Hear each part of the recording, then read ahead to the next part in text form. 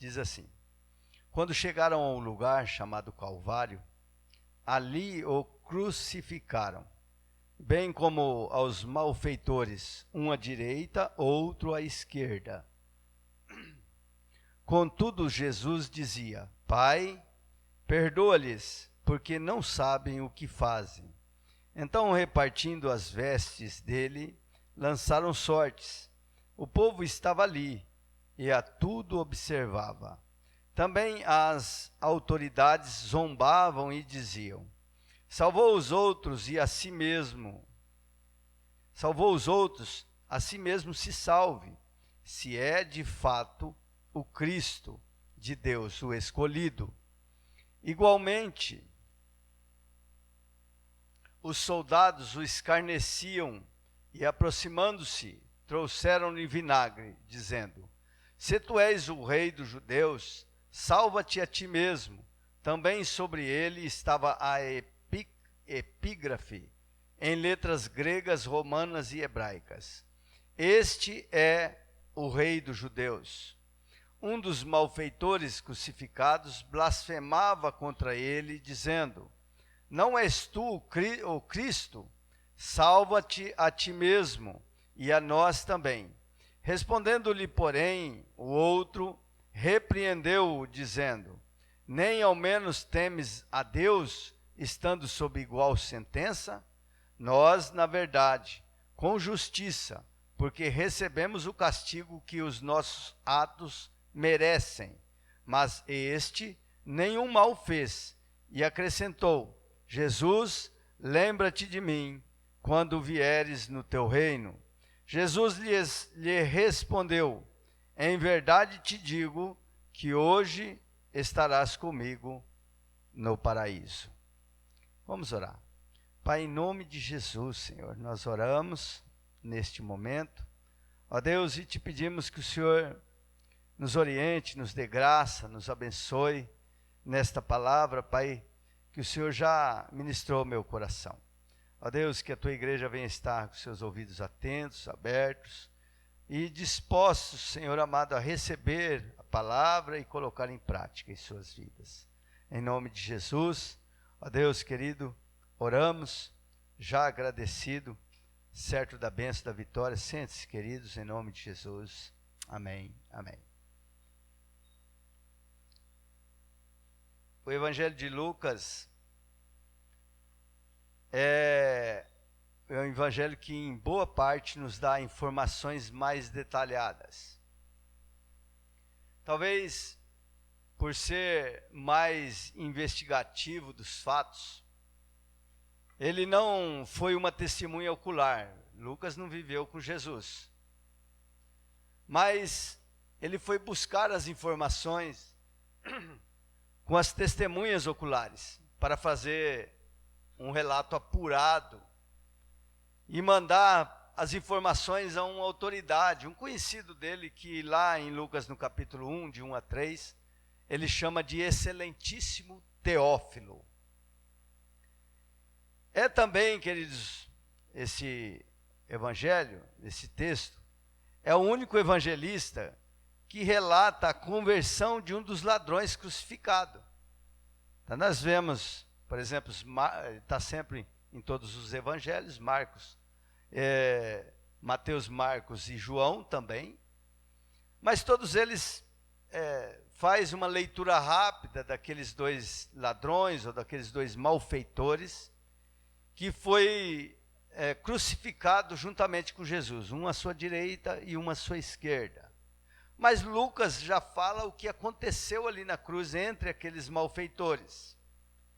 E esse fato, queridos, é de grande riqueza, claro. O Espírito Santo não ia deixar este fato escrito se não fosse para um benefício espiritual muito grande para nós. Porque os malfeitores, na verdade, Jesus na cruz, ele representa a graça. Representa aquele que estava substituindo todos aqueles que creem nele, estava morrendo a nossa morte. E os ladrões representam o estado espiritual de toda a humanidade, tanto da direita quanto da esquerda. Então eles representam isso, e não só isso, a aplicação do juízo de Deus também. E eu quero, aqui diante desse texto, falar em rápidas palavras, hoje nós estamos no culto de ceia, falar um pouco sobre a salvação do estado de condenação do ser humano. E nós vemos, em primeiro lugar, as variedades de grupos de pessoas que estavam ali. Então, o evento da crucificação de Cristo foi acompanhado por uma pequena multidão de pessoas. Veja no versículo 27, relata sobre isso.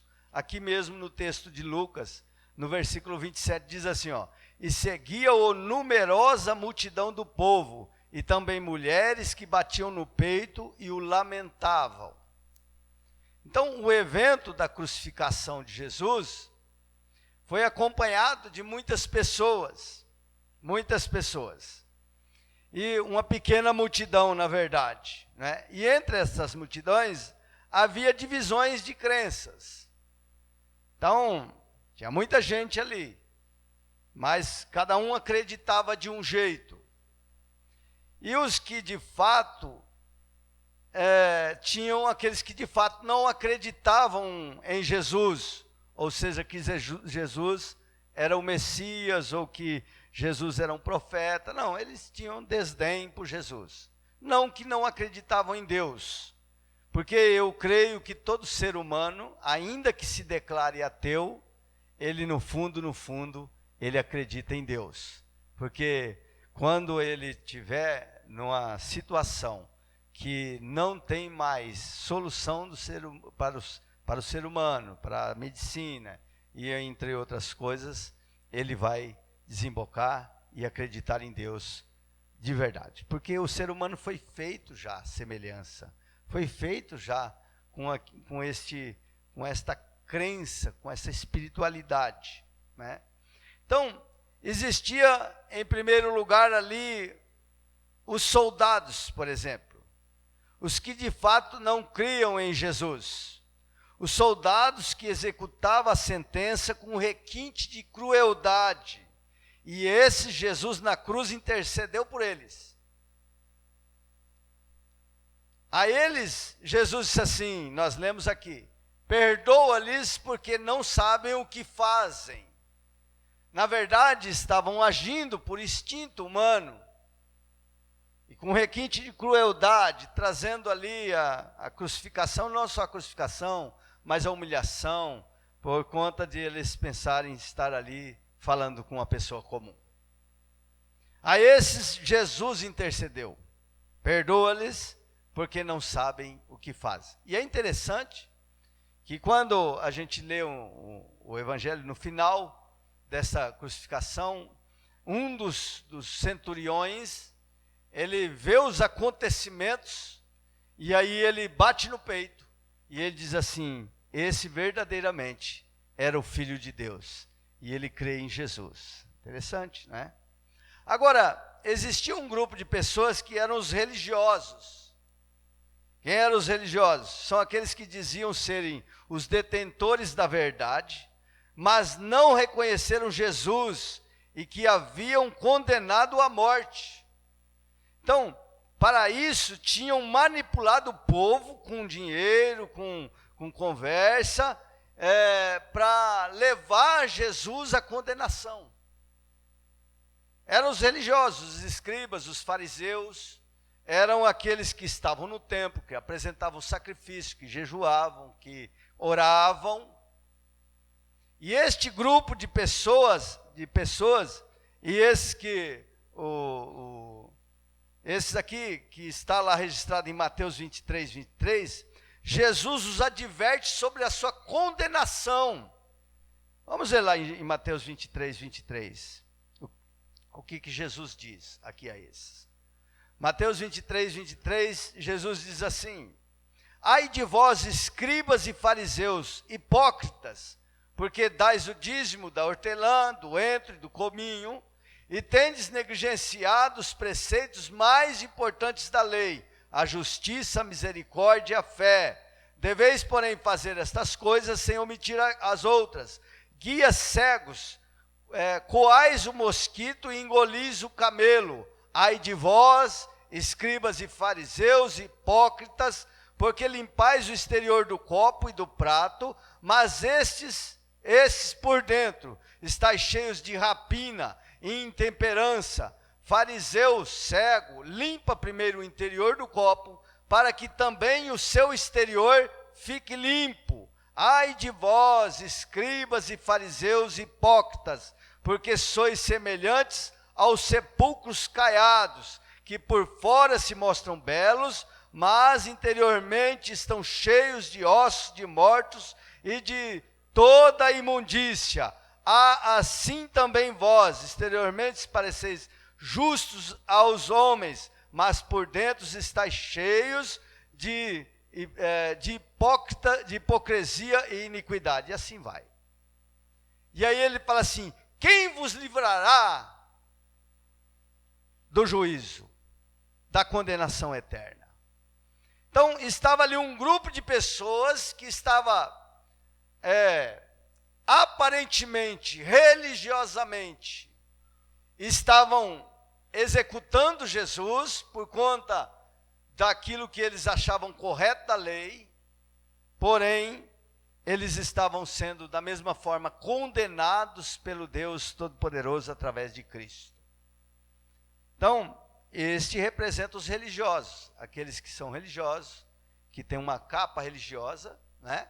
Que até são piedosos, que até o Edson falou aqui, né? Ergue a mão e tal, mas seu coração está tudo cheio de rapina, cheio de sujeira, cheio de amargura, de ódio, de rancor. Então nós temos que ter um cuidado sobre isso, né?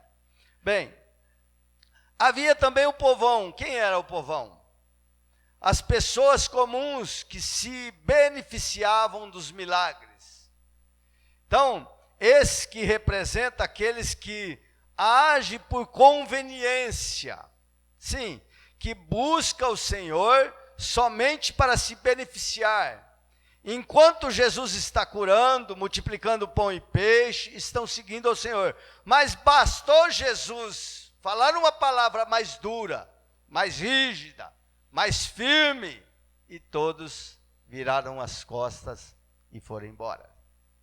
Então, queridos, esses representam, ainda nos dias de hoje, aqueles que buscam somente o benefício da parte do Senhor. Né? Somente o benefício. Eles estavam ali na chegada de Jerusalém, proclamando Jesus rei, olha aí o Messias, o rei e tal, e não sei o que, aquela festa. Quando Jesus estava para ser condenado por Pilatos, quando ele perguntou: quem que eu vou soltar, Jesus ou Barrabás? Eles manipulados pelos religiosos, quando a gente lê isso lá em Mateus mesmo, no capítulo 27, versículo 20, fala que eles foram manipulados pelos religiosos que ali estavam, para soar, para ajudar na sentença deles. Logo, eles mudaram de lado. Então, esses representam aqueles que vêm para a igreja, mas vêm só para se beneficiar. Enquanto eu estiver recebendo, eu estou firme. O dia que eu não receber, o dia que eu estiver passando por uma prova, que eu pedir e não funcionar, então eu vou lá para o catolicismo, eu vou lá para a macumba, eu vou lá para o terreiro, eu vou lá não sei para onde, eu não vou mais na igreja, eu não vou mais. Esse é aquele povão que representava aqueles que estavam ali só para se beneficiarem dos milagres. Os discípulos que se dividem em duas partes, também estavam ali. Aqueles que seguiam Jesus de longe. Na hora da perseguição, a maioria deles se dispersaram e seguiam os acontecimentos de longe. Lembra de Pedro? Pedro, ele quando apertou o negócio, ele ficou de longe, seguia Jesus de longe, negando Jesus por trás todo o tempo. E assim os outros discípulos também. E às vezes, queridos, eu me acho a pensar o seguinte, que quando quando vier a perseguição, porque a Bíblia mostra da perseguição do último tempo sobre a igreja, né? E quando desembocar numa perseguição verdadeira, aqui no Brasil ou em qualquer canto, já tem lugares que passam por perseguição, eu fico pensando, como que vai ser o nosso comportamento? Qual vai ser o seu comportamento? Você vai se distanciar? Peraí, tem que guardar a minha vida, né? Tem que guardar a minha vida. Um tempo desse atrás aí, os bandidos estavam aqui dando ordem de recolher, como é que é? É horário de recolher, não é? Tem horário de recolher, não pode estar na rua depois das 10 horas e tal, não sei o quê. Teve uns dias aqui, quem lembra disso aí? Quem lembra? Lembra, né? Então, muita gente deixou de estar na igreja, de vir na igreja, por quê? Com medo, querido, se recolhendo. Agora, imagine se tiver uma ordem de recolher do governo, quem for para a igreja morre. Como que é que nós nos comportaríamos? Qual seria o nosso comportamento? Vou seguir Jesus de longe. Vamos ver o que vai acontecer.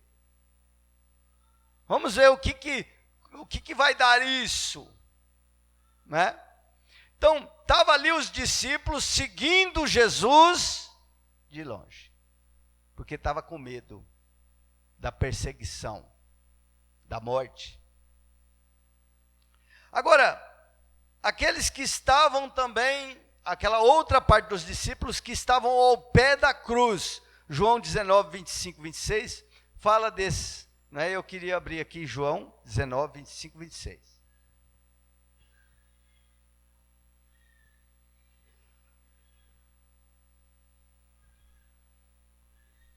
Diz assim, e junto à cruz estavam a mãe de Jesus, a irmã dela, e Maria, mulher de Clopas, e Maria Madalena. 26. Vendo Jesus sua mãe e junto a ela o discípulo amado, disse, mulher, eis aí o teu filho. Então nós estamos vendo aqui um grupo de pessoas que, apesar da perseguição, do risco de morte, eles estavam ali ao pé da cruz. Então, sempre Deus representa aquele remanescente que, independente da circunstância, está ao pé da cruz. A perca do líder, do amigo, daquele que estava junto, da liderança, era iminente. Mas estavam ali ao pé da cruz. E, queridos, não são poucos aqueles que apesar das perdas, dos prejuízos, do desemprego, da enfermidade, do problema conjugal, familiar, ele sempre está ali ao pé da cruz.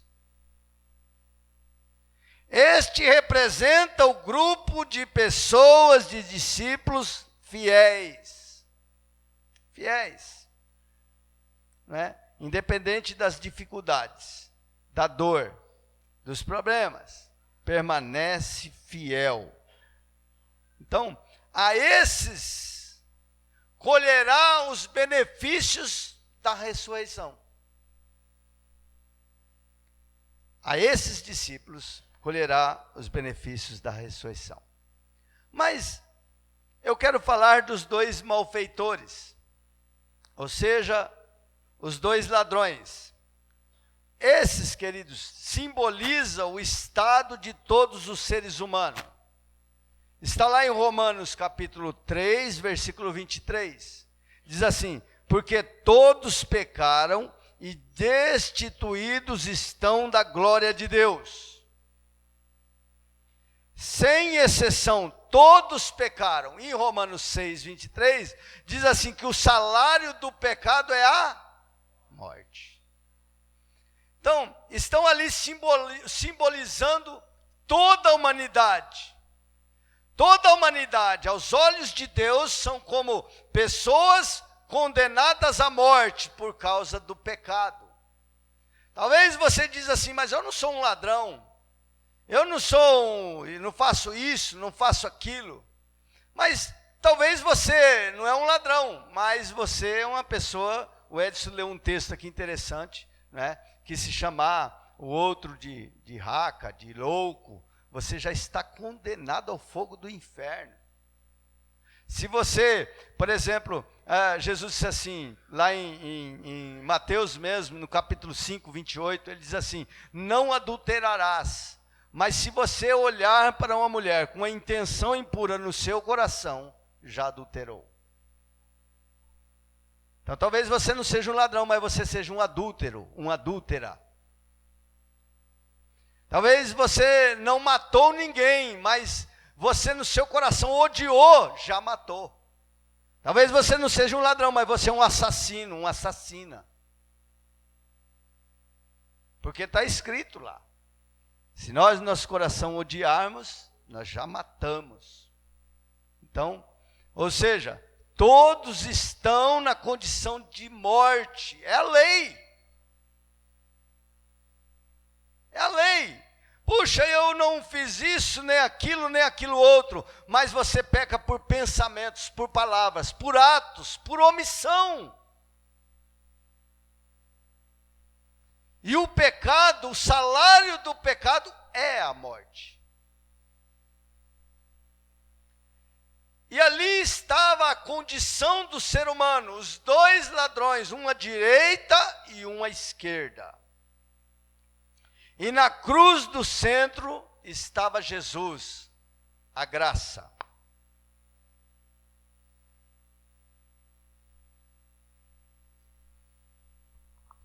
Jesus no centro simboliza a graça, ou seja, Jesus ele é o Cordeiro de Deus que morreu a morte do pecador.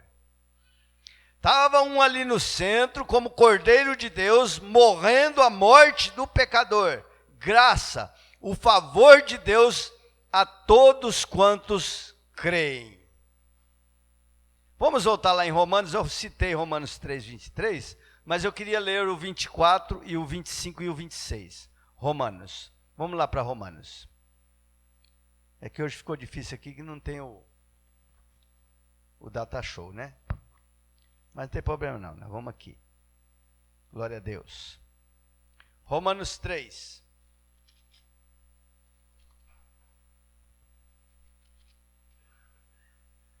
Ó, 23, diz assim, pois todos pecaram e carecem da glória de Deus. 23, 24. Sendo justificados gratuitamente por sua graça, mediante a redenção que há em Cristo Jesus.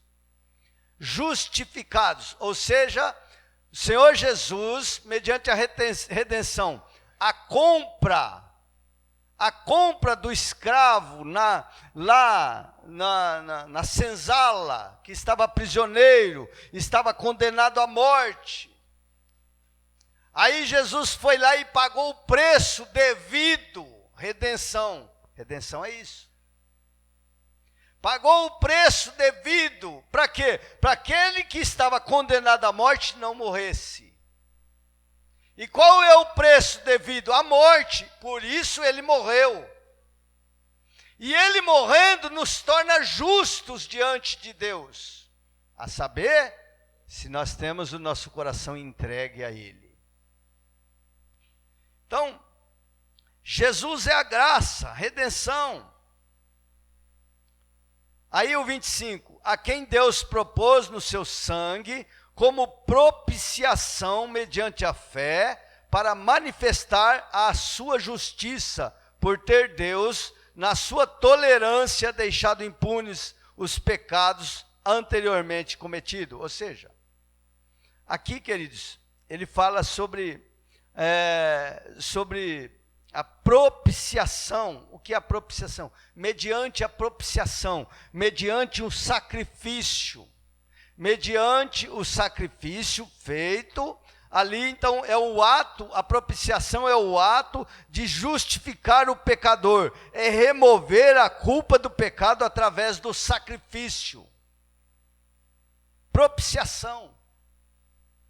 Então, ele morre na cruz do Calvário, ele se dá em sacrifício para remover os seus pecados. Ou seja, ele toma o pecado seu sobre si. E aí te torna justo. Por isso é que nós temos o direito de entrar no céu, querido. Não por causa da sua justiça, mas porque Jesus, pelo seu ato de sacrifício, te tornou justo. Amém? E um justo não pode ser condenado, não é verdade? Olha o 26. Tendo em vista a manifestação da sua justiça no tempo presente, para ele mesmo ser justo e o justificador daquele que tem fé em Jesus. Então nós vemos aí no centro a graça, aquele que estava entregando a sua vida em favor daqueles que estavam condenados. Graça, favor imerecido da parte do Senhor.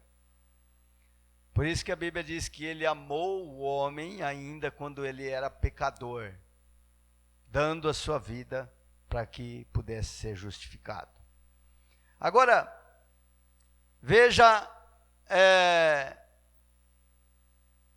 agora nós vamos ver, queridos, os ladrões. A humanidade se divide em duas partes: os que creem e os que não creem.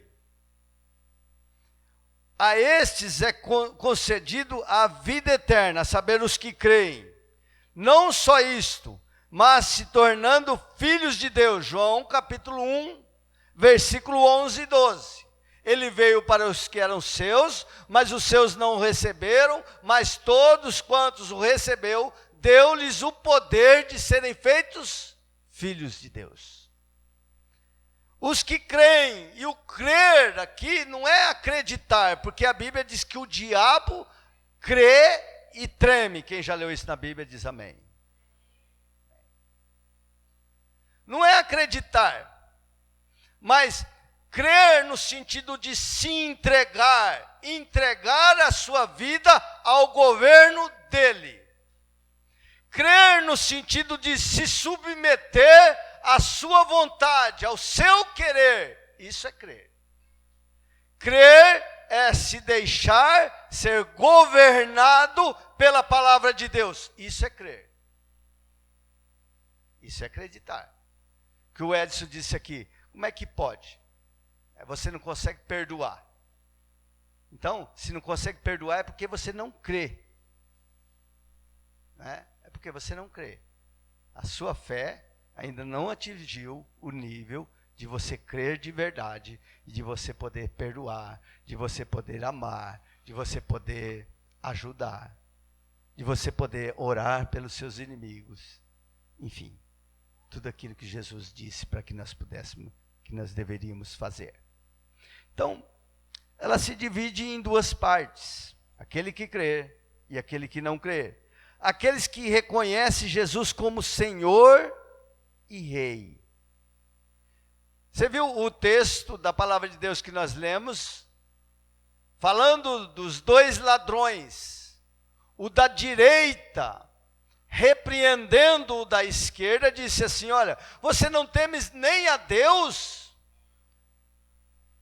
Porque este daí que está aí é justo, mas nós estamos aqui devidamente, ou seja, nós estamos daqui porque nós merecemos. Então, a verdade é que quando nós, aqueles que creem, ele primeiro reconhece que ele é um pecador e que o que ele merece é morrer e ir para o inferno.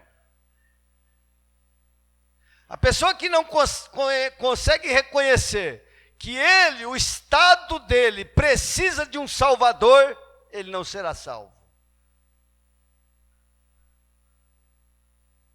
Então, ele estava ali dizendo assim: olha, este daí não fez nada, nós sim fizemos e merecemos estar aqui. E aí ele se vira a Jesus e ele diz: Senhor, lembra-te de mim quando entrares no teu reino, reconhecendo ele como Senhor e Rei.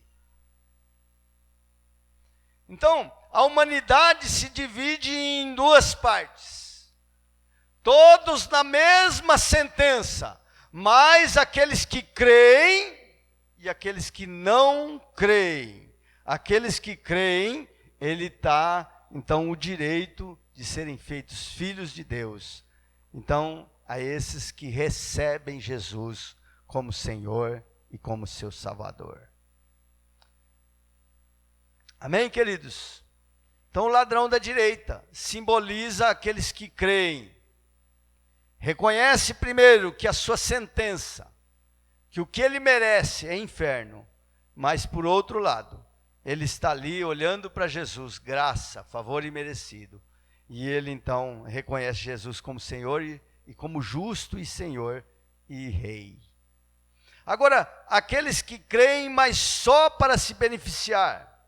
O ladrão da esquerda, que representa a outra totalidade da humanidade, ele representa as pessoas, a parte daqueles que não creem de verdade, que não têm a sua vida entregue a Ele, mas acreditam. Está vendo a diferença de crer e entregar? De crer e de acreditar simplesmente. Mas acreditar que Ele pode trazer o benefício, porque Ele dizia assim, se tu és o Filho de Deus, desce daí, salva nós também. Ou seja, por que você está morrendo aí? Você pode se salvar, desce daí e salva nós também, que estamos aqui na mesma condenação. Então esse da esquerda, ele no fundo, todos, na verdade, todas as pessoas sabem da existência de Deus, mas até decidir se submeter, entregar o governo de sua vida, existe uma lacuna, um espaço. Acham que Deus é obrigado a entendê-lo. Mas a esses que são a maioria das pessoas, que não querem se submeter ao governo de Deus, mas na sua necessidade buscam e querem ser beneficiados, esses são o ladrão da esquerda. Aqueles que estão na mesma condição de condenado.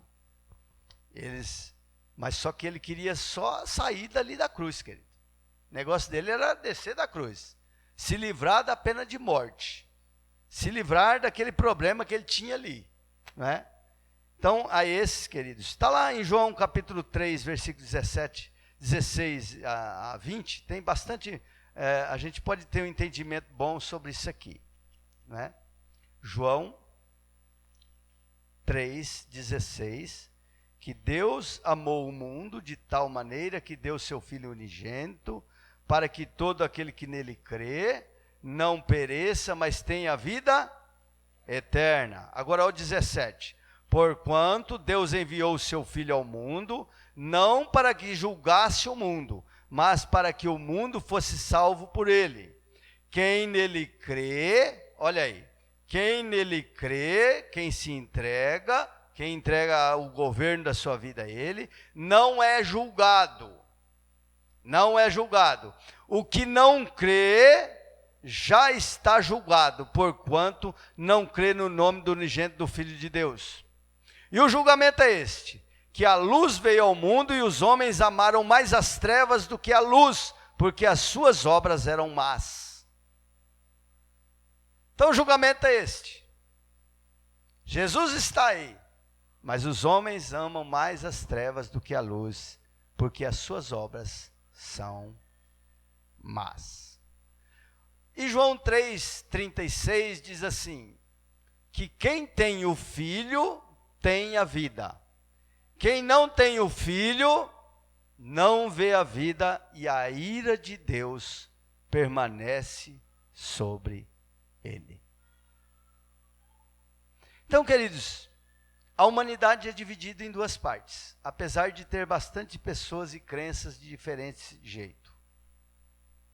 Aqueles que creem e aqueles que não creem estão na mesma condição, mas a salvação é esta, a entrega da nossa vida a Cristo, de verdade, se submetendo ao seu querer e vontade, que é a palavra de Deus, para a sua vida. Estes, então, têm a vida. Mas aqueles que acreditam somente para se beneficiar, porém andam na vida amando mais as trevas do que a luz, a este permanece a ira de Deus. Em qual lado ou grupo de pessoas você pertence? Se você está do lado errado, ainda está em tempo de trocar de lado.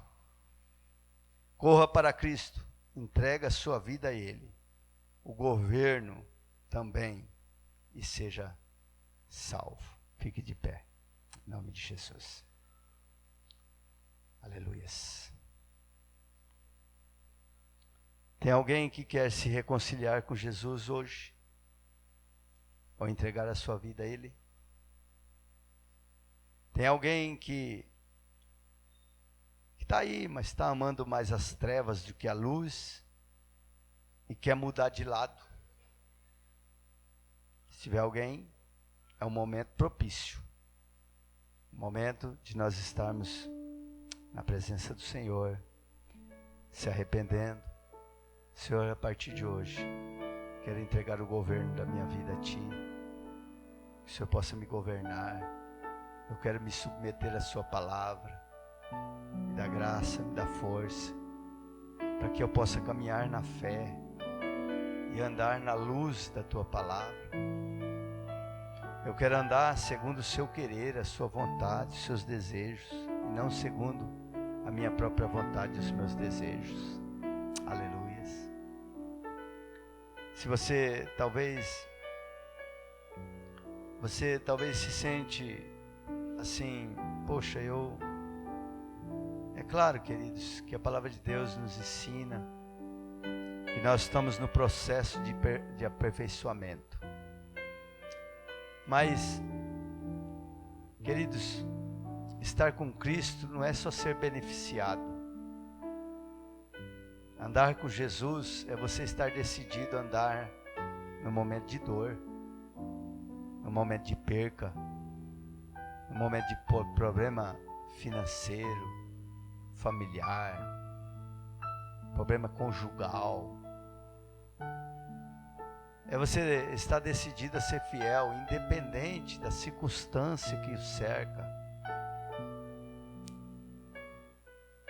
Porque nós vivemos hoje um evangelho muito barato, as pessoas vêm para a igreja só para se beneficiar. Claro que o Senhor sempre vai permanecer, sempre vai preservar um remanescente que vai estar ao pé da cruz, independente das percas, das situações,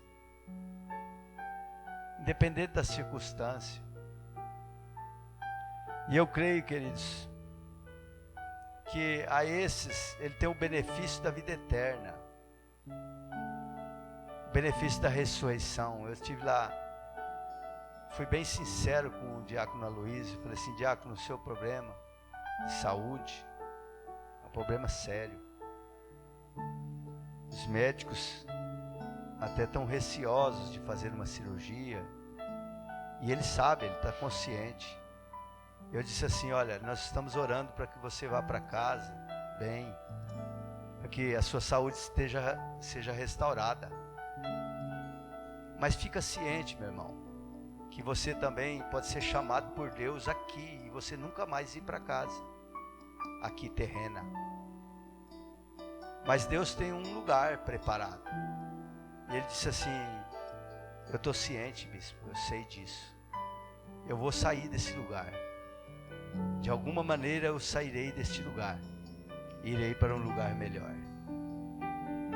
Claro, queridos, que a gente sempre ora para a restauração, pela cura, mas nós não sabemos, porque uma hora nós vamos, não é verdade? Uma hora chega a nossa vez. Então, que nós possamos reconsiderar algumas coisas, meu irmão. O Edson falou algumas coisas aqui sobre perdão. E realmente, queridos, tem coisas que é muito difícil. Tem coisa que é muito complicada. E nós só conseguimos se nós estivermos com Cristo. Amém? Então deixa Ele governar a sua vida, amém? Vamos fazer uma oração em nome de Jesus.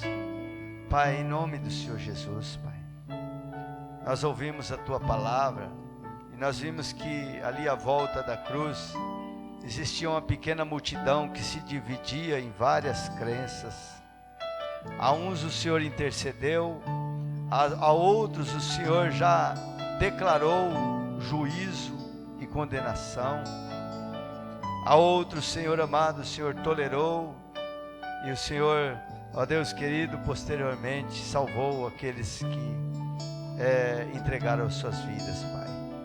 Mas, Senhor amado, também aprendemos que a humanidade está dividida em duas partes: aqueles que creem, ou seja, aqueles que entregam o governo da sua vida a Ti, e aqueles que tentam governar a sua vida buscando benefício no Senhor também, Pai, que é a maioria das pessoas.